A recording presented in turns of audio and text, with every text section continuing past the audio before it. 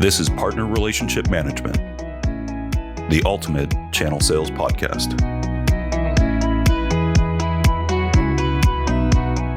Welcome to another episode of the Ultimate Channel Sales Podcast. I'm your host, Paul Bird. As we know, channel sales is an effective way to cast a wider net and increase sales. But did you realize that your channel program is also one of the greatest marketing tools you'll ever have? Acting as agents on your behalf, channel partners engage in a variety of activities to promote a vendor. And all this additional marketing for your brand can really help build its authority far beyond what you might be able to do yourself. So, what can we do to get the most out of the marketing opportunities for our partnerships and strengthen your brand authority as much as possible via partners? We'll cover many aspects of this question and more in this episode. Our guest today has been in channel-related roles for nearly a decade, and some of the highlights being employee number one at ID Agent, now acquired by Kaseya, and he's interviewed Magic Johnson and Wayne Gretzky as part of panels for MSPs on business tactics. Currently, he's the Chief Business Development Officer and co-founder with Kevin Lancaster of a consultancy, the Channel Program, which is the ultimate MSP vendor platform for uniting the best MSPs with the best vendors out there. He's also the CEO of Channel Halo, which helps vendors and MSPs with go-to-market strategies, messaging, and presentation skills. Further to that, he also runs an insightful channel newsletter, Navigating the IT Channel. He's here today to help us tell us about how channel partners help build a brand's authority. Please welcome Matt Soloman. Matt, thanks. Welcome to the show. It's great to have you here. Thank you, Paul. I think that might have been the longest intro I've had. So you really made me sound important, actually. So I appreciate it. Well, maybe give us some highlights in your career as it comes to kind of managing a channel, being a channel chief so far. Yeah, I almost fell into the channel basically with my now co-founder of Channel Program, Kevin Lancaster. So I was working at a consulting company called Windvale that he owned and still does, that was doing government consulting. And he came to me one day and said, "Hey, we've got this idea for this dark web monitoring company." Mind you, I'm in sales. I don't know anything about security and dark web at all. I was like, it sounds fascinating, and it really did sound like an interesting idea. And so I took a leap of faith, and startup, you'd struggle a little bit in the beginning, and we did. We were a little ahead of the curve when it came to compromised credentials being exposed on the dark web. And those first 8 months were tough. The product wasn't always working, and we were in the enterprise. And yeah. But it really, I can distinctly point to a meeting we had where I thought I was sort of going into his office and going to lose my job, because we had just come to this point where it felt like the enterprise just wasn't working. Like something wasn't resonating, and the sale was taking too long. And we had a conversation, and at some point we had talked about managed service providers in the channel. And I said, why don't we just check it out? What do we have to lose at this point? Absolutely. And he's like, fine, let's that'll be kind of like the last thing we try.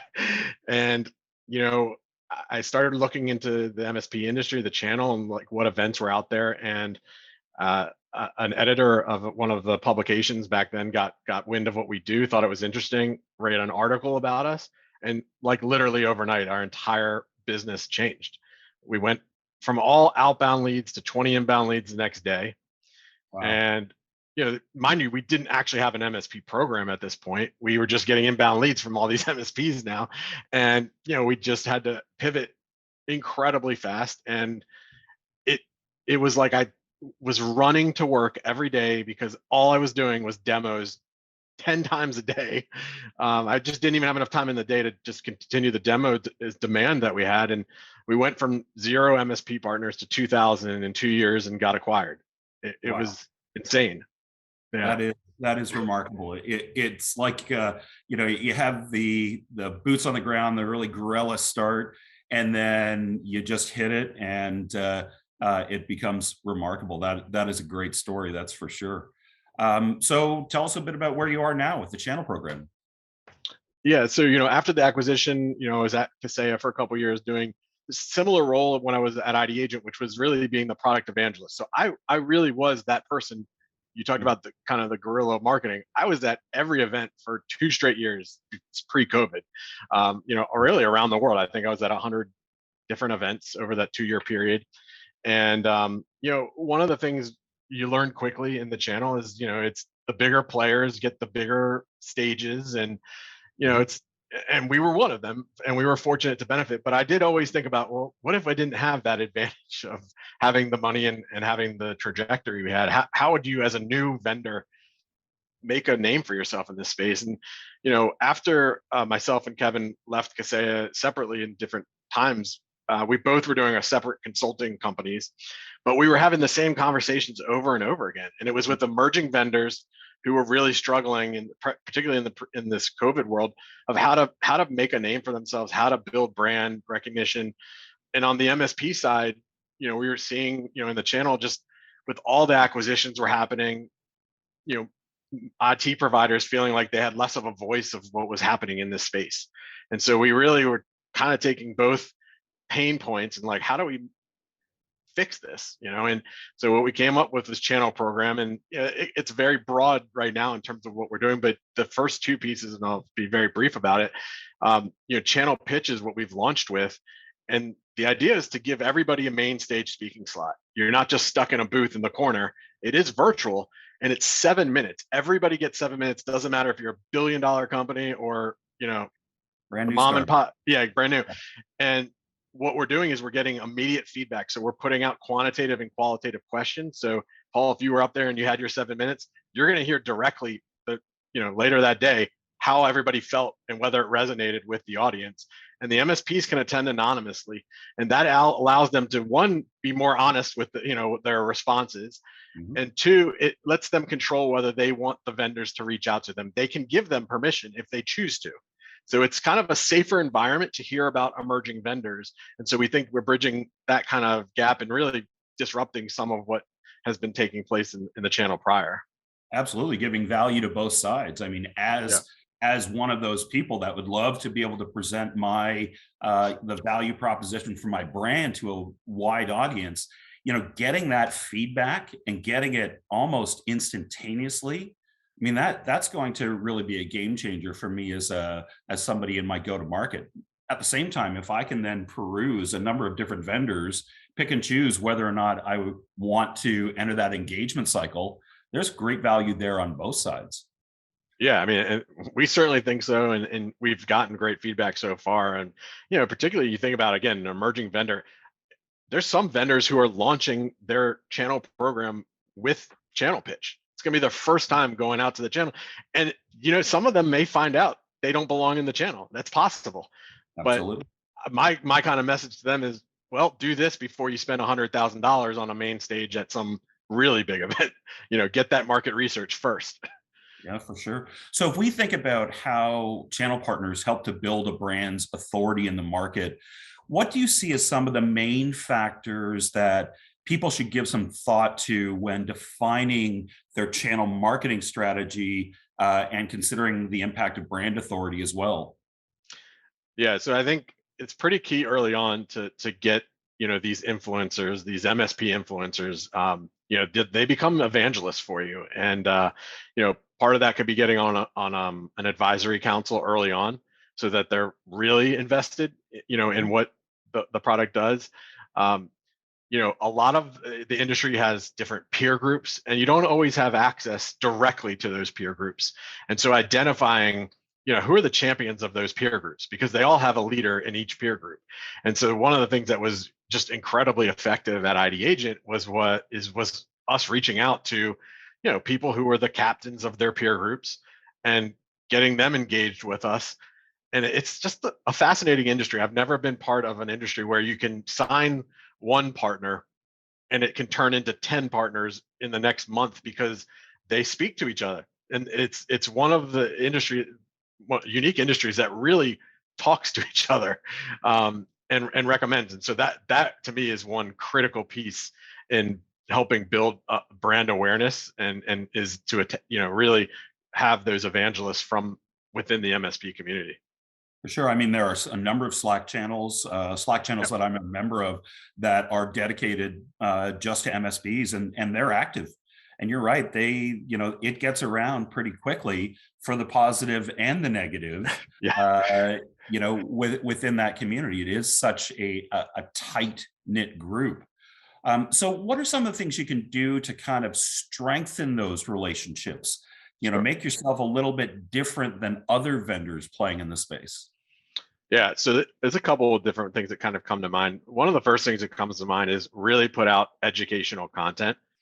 You really got to gain the trust of this community. Um, you know, as much as I love virtual events, there's also, being part of the communities, both virtually and in person, if you can. It's obviously tougher right now, but they do want to see you. And so that, again, that could be in person, it could be virtual, but they definitely want to see you. They want to know you're sticking around and that your organization's actually committed to the channel, because they have seen vendors come in and Mhm. leave, right? So I think part of it's just trying to be as many places as you can. Again, I had the advantage when I was at ID Agent, because we were sponsoring everything. I did build a reputation where people would come up to me and just say, like, "Man, you're everywhere," right? It just kind of just built on itself. And then when it turned virtual, I was kind of worried. I was like, well, how am I going to be that same person? And Mhm. I just attacked the virtual environments, whether it's the Facebook groups or the Slack groups, and I just try to provide as much content that's valuable to people without being too salesy. Mhm. And then I started having people in the virtual world say, "Man, you're all over the place. Every time I go onto this forum, I see you're posting and whatnot."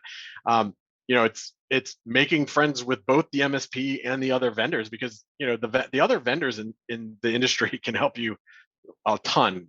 For us early on, Datto did a lot for us early on when we would go to their events. They would introduce us to people.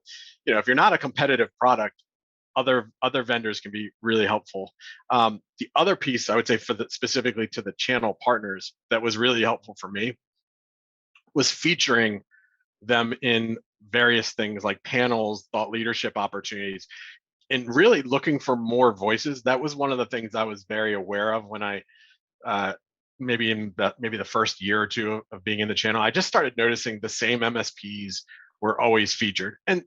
rightfully so. They're really smart and deserve to be there, but there's a lot of really intelligent people in our community that just haven't had that. Maybe they didn't have the relationship with some of the vendors. So I purposely went out of my way to find other people that weren't necessarily being featured and said, "Hey, why don't you come on? We're going to do this thought leadership panel." And that's something that really helped me, and I think it established uh, some respect and trust. That I was, not just you know out for myself, but also trying to give other people opportunity. No, absolutely. And the approach is really you're casting a very wide net with these types of initiatives. What are your thoughts on getting to kind of individual personal cadences with certain either strategic partners or people that are in your community? Do you see that there's an advantage on that, or do you think the wide net is more effective? So I would have to. I don't know if this is the easy answer to say both, but Okay. because I love the individual reach out, because I get probably the most value out of it. Because if I'm having a one-on-one conversation, I can ask really pointed questions and get real feedback. Um, you have to be strategic with your time. So of course that's where the wider net comes out, and can give you broader kind of visibility.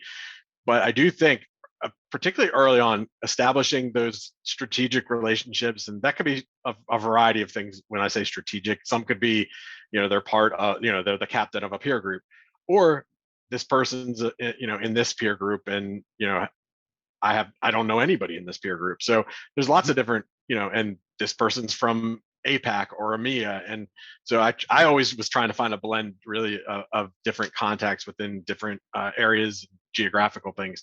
So that's the way I looked at it. But I do think, I know it's the easy answer, which is I do think it is both, though, because there's no replacement for I'm just a big proponent of the grassroots efforts, and that's the individual stuff.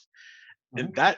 I feel like a lot of that pays off on the back end. I mean, it might not pay off like day one when you're establishing the relationship, but man, when the trust level you get and the respect you get, when maybe something goes wrong with your product, and I mean, you talked about it, right? How quickly the negative stuff can take over Facebook. Well, I felt like I earned a lot of respect, and people were compared to, I'd say, others that what I would see on some of the forums. There's a lot more benefit of the doubt given to you and your organization, which is really valuable. When I think of one of the things that the approach I've always taken is I want to measure it, right? I want to have some kind of KPI so I can manage it. And in looking at the approaches, the strategies, the suggestions that you've been sharing with us so far, I'm wondering, in the back of your head, is there certain indicators, certain measurements that you're looking for to understand if you're going to continue to invest your time, or is it very much it's a feel?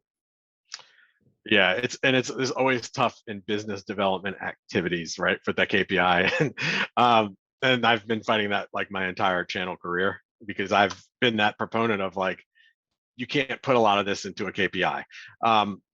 So I think it comes down to different strategies for different platforms. So some of the Facebook groups that a lot of the channel people are in, it's hard to measure, me posting in there and whether there's some direct correlation. Now, depending on the level of involvement you have, you might do a webinar with them, and that's where you can get KPIs because you do a webinar within that forum. So I think it does come down to each different category, but a lot of it to me is a feel. But for us, when I was at ID Agent, we were also closing deals at events, so we would get the KPIs there, but the relationship stuff, that's tough to put into a KPI.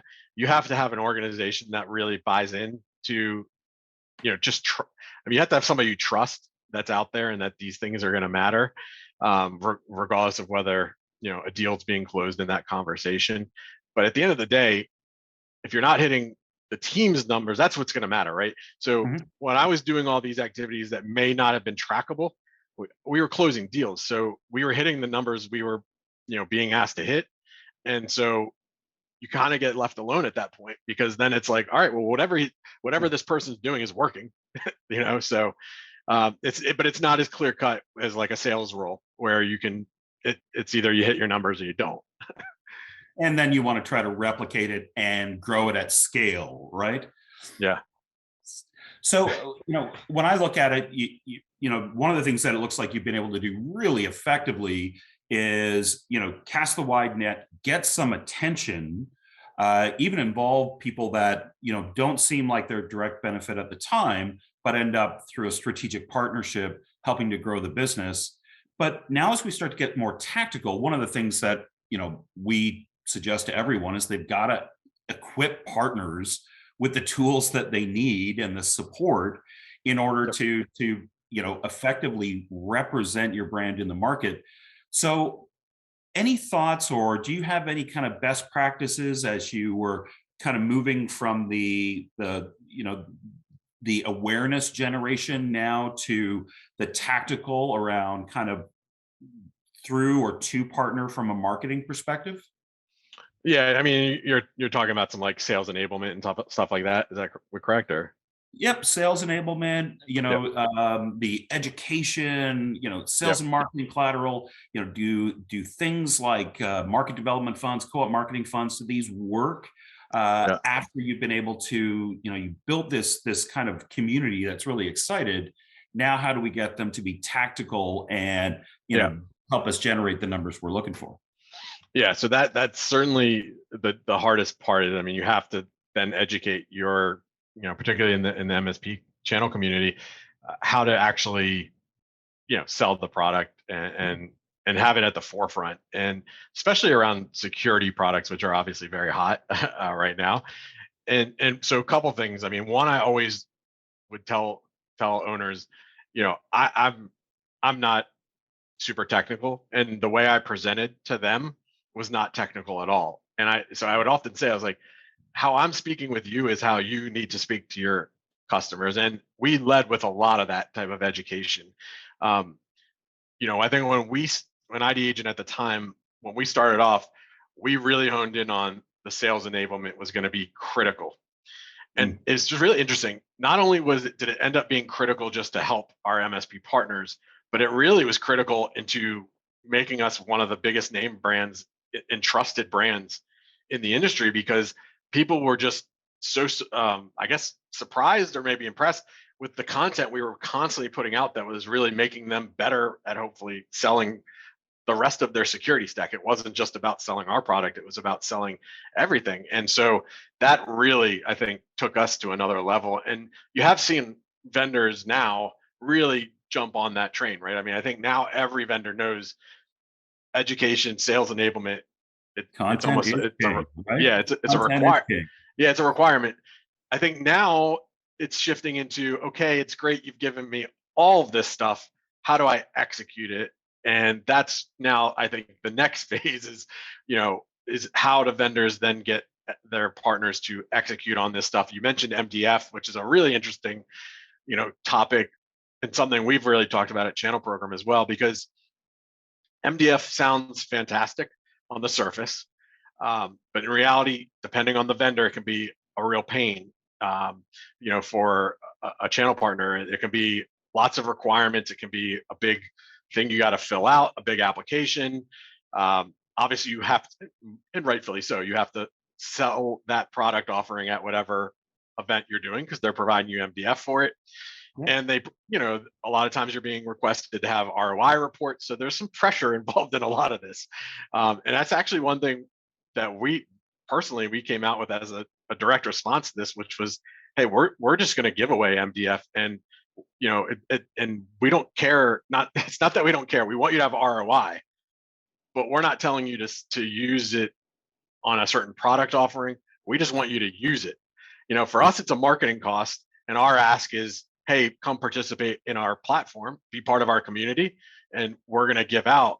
I mean, the grand prize would be like $5,000 in MDF, and also going back to how to execute on that, we're going to come out with some things on. All right, here's how to run an event, and here's how to do it effectively. Because again, you can give them the materials for the event, but if they still don't understand the execution part, I think that's right now is a big gap in the industry. Well, it's interesting because throughout my career, I've built channel, but then for half my career, I worked in the channel. And I can remember working for some technology vendors that had that exact approach. It's like, oh, you sold 1 million last quarter. Here's a check for 10 grand. Go and do some marketing. We don't care what you do with it. Mhm. Yet at the same time, I worked for a kind of one of the big three in the tech industry, reselling their product. And they said, all right, you have $15,000 in MDF to spend. Here's exactly what you can spend it on. You have door number one, door number two, or Mhm. box number three. Let's make a deal. So it was an interesting way of approaching it. And now I found both programs were effective, Yep. but the freedom in saying, okay, I now have the ability to do whatever I want with the funds in order to promote that specific brand was a lot more flexible than, hey, here's your 3 campaigns you can run. Which one do you want to do? So Yeah. I can see it from both sides, but I love the idea of saying, hey, we're going to give away MDF. Just be part of the community. Yeah. That's Yeah. a Well, great approach. yeah, and it's interesting. I mean, I know for a fact, I know there's vendors in the space that are offering MDF, and MSPs and channel partners are not taking it. Like, it's sitting there for them. And again, it comes down to some of the hurdles that they have to go through. So, and again, each vendor is different when it comes to their MDF. There's certainly no centralized version of MDF. Do you think there is any, one or group of kind of joint marketing activities that end up producing a higher ROI? So, anything you think a vendor should focus on outside of, content creation, these training and ecosystems and events? Is there any kind of one specific or group of activities that you think work better than others? That's always tough. I do think. I mean, I am a big proponent of a blended marketing approach. What worked for us, personally was, being part of the communities. That was by far our biggest, in terms of ROI, it was being part of events, speaking. That I would say that's pretty critical too. Whether that's in person or virtual, it's always that dilemma of like, do we spend a little extra to be a speaker versus a booth? And the truth is, I mean, we slaughtered our competition because we were speaking and they were at a booth. We would finish our presentation and just get swarmed. And so I think I think being strategic and figuring out, all right, where are we going to spend our money? Are we going to be a booth at 10 different events, or are we going to speak at 5? So I think that's one place. Um, I think one of the other things that's pretty effective is some of these, educational ebooks that are reusable by the channel partner, right? So you put out an educational piece of content that they can actually reuse as a white paper. We had a lot of that was very effective for us, and really again, for me it was just educational content. We drove a lot of lead gen by putting out webinars that were really more focused on education versus product. And we found ways to weave the product into the conversation, of course, but we got the best ROI in terms of like when we would do webinars, when it was, hey, here's the top 10 ways to sell through social media, that type of thing. Well, I think your event strategy, it really makes a lot of sense because if you're in a 10 by 10 booth buried in the middle of the trade show, it's a sea of sameness, right? Yep. Everyone's dropping by. If you're working the booth, as I have throughout my entire career, you're trying to find some introductions. I have these sparkling purple spiked shoes that I wear to trade shows because I am stopped and it becomes a conversation piece Yep. and it ends up being a lead in. Yet at the same time, you're sitting there with every other vendor and people just hanging around waiting for somebody to come by. But from a speaking engagement, uh, even if they're just walking by, they can hear you, right? Yep. Your audience is a lot more captivated. So I really love that strategy of being able to, and maybe it is that omni-channel mix that you do a little bit of booth work, but have the speaking engagements. But sounds like it really was a home run for you. That's for sure. Yeah, for sure. And, the other thing, as you were speaking, of course, I thought of, you know, reaching out to other people, leaders in the industry. It's kind of that idea of borrowing somebody else's credibility, right?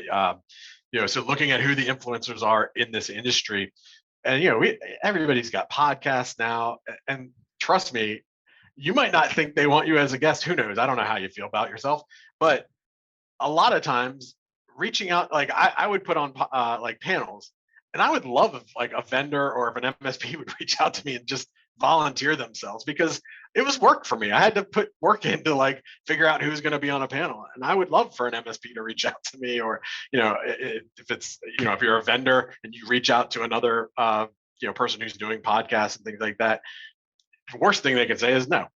I mean, so I think that's another piece of it, because that's free, brand awareness and things like that. So I think to do that as much as you can.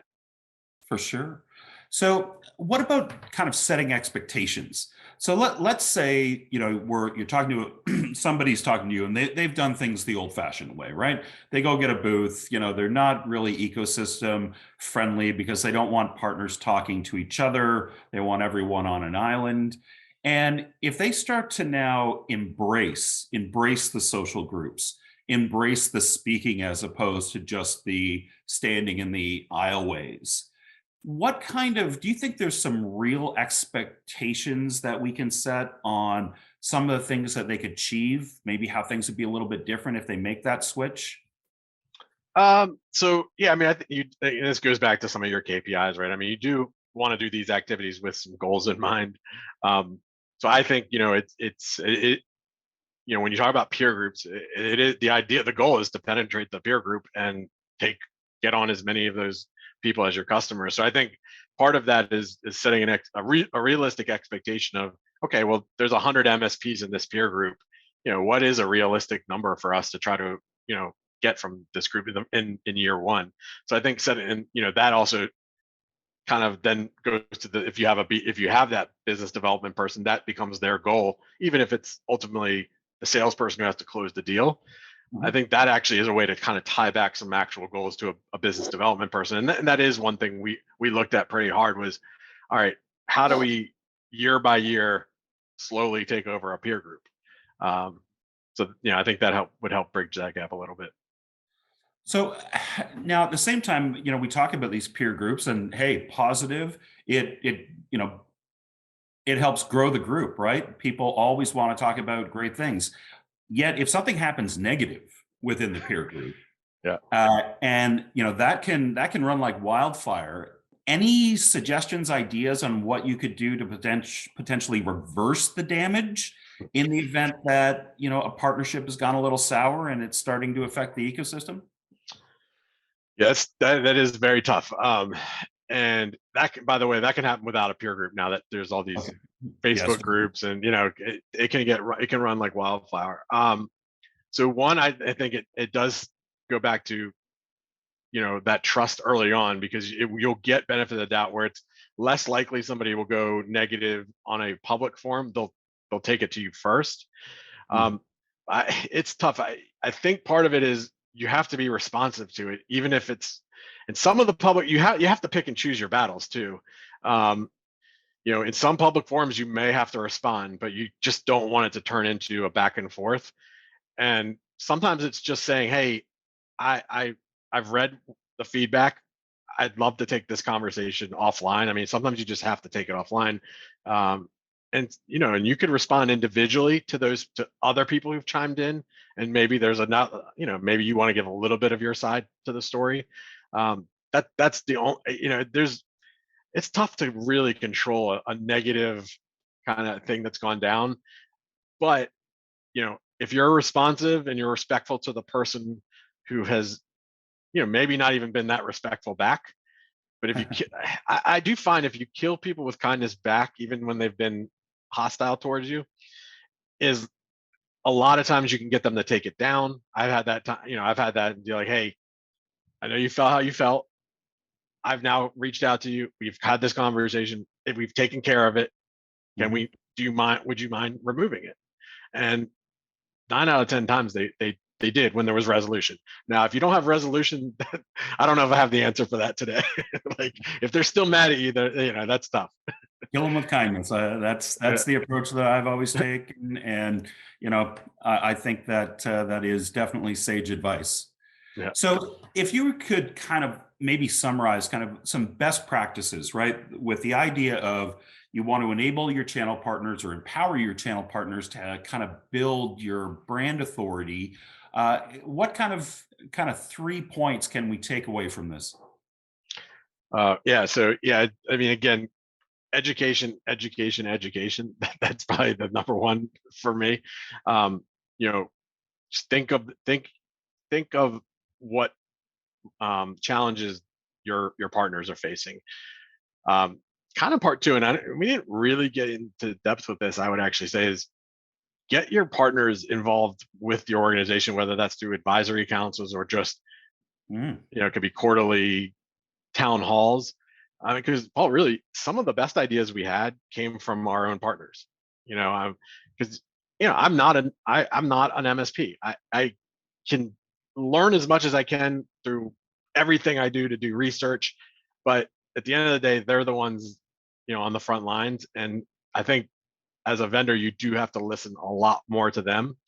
And Mm. and again, some of our best features that we came out with came directly from partner feedback. So I think being open to those conversations is critical. Yeah, dealer Um, advisory council, town halls. I love the idea of a town hall because yeah, it is you've got kind of open dialogue, open feedback. Give people the opportunity to tell you what they like and dislike, and you may get consensus really quickly. yeah, So no, that's a great yep. comment.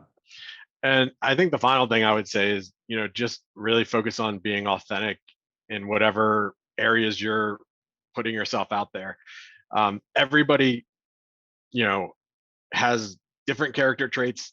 I look at some people and I'm like, oh man, there's so much more energetic than I am. And, there's different things about everybody, but just find whatever your your playing field is and just be yourself. And people tend to respect that. And I think that's the biggest key is if you don't need to front like you're somebody else, just be authentic to who you are. And again, always keep in mind the end. Now, actually, always keep in mind your partner and sometimes their end customer. And I'll give you an example. This is really interesting.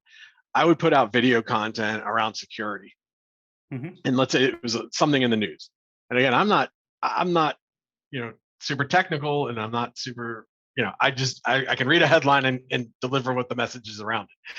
And when I started taking off some of my own branding on this video and really honed in on like a message of, hey, this is what's happened, and if you're an MSP out here, you should be talking to your end customers about this. And by the way, if you're a small business owner, you should reach out to an MSP. And the amount of shares I started to get from other MSPs from that video content versus some other video content I was putting out, it was like 5 times more effective in terms of getting the word out, because they saw that I was not just speaking to them, but I was actually kind of helping them speak to their end user. You had the perfect use case for TikTok 5 years ago. You see, that would have been Exactly. the best way to deliver that type of content. I know. And I'm thinking about TikTok, to be honest. I Well, think there's some business applications there for sure. oh, absolutely. I mean, that ability to deliver quick, digestible content. And you talk about the relevancy of it, being able to have a situation like that. I remember at a point in my career where I was selling security, and locally there was a car that got broken into, a laptop stolen out of it that belonged to a doctor in the city, and a whole bunch of patient records on there that probably shouldn't have been.